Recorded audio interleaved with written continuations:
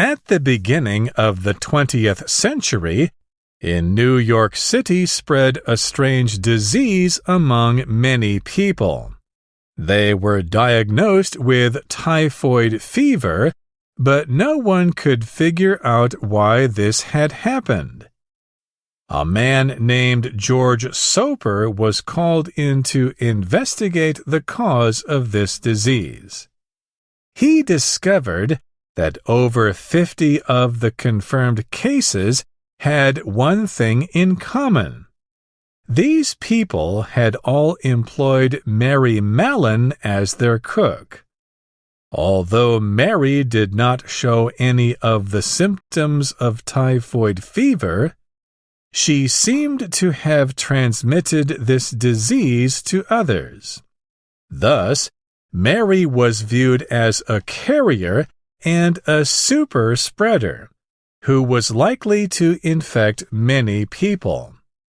She came to be known as Typhoid Mary ever after.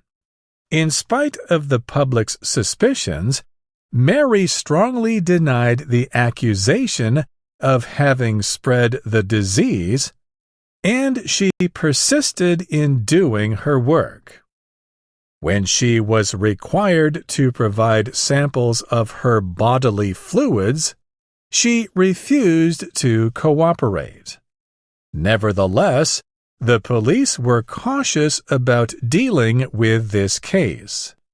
They arrested her for threatening the public's health and insisted that she be kept in isolation on an island. There she had lived until her death over 20 years later. In Mary Mallon's times, typhoid fever was a fatal illness.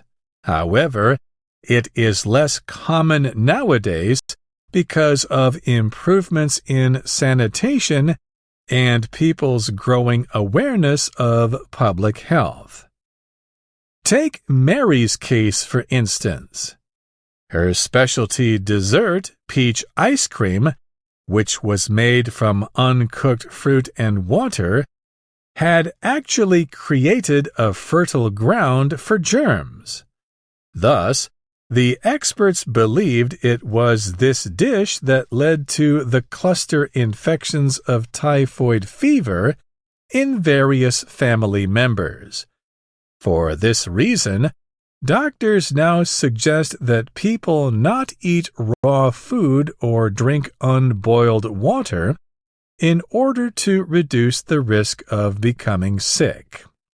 Other modern diseases, such as SARS, MERS, and COVID-19, can also be spread unless some measures are taken to prevent this from happening. For example, we now know how vital it is to carefully wash our hands, especially before eating or preparing food, and after using the restroom or coughing. What's more, an easy way to avoid direct contact with people who are ill is to wear a mask in public places. Last but not least, we should stay home and notify health authorities whenever any cases of infectious illnesses occur. In the past, the idea that one person could affect so many others was very new. However, we have more knowledge about superviruses and spreaders now. The knowledge is essential because we can't really protect ourselves from these diseases until we fully understand them.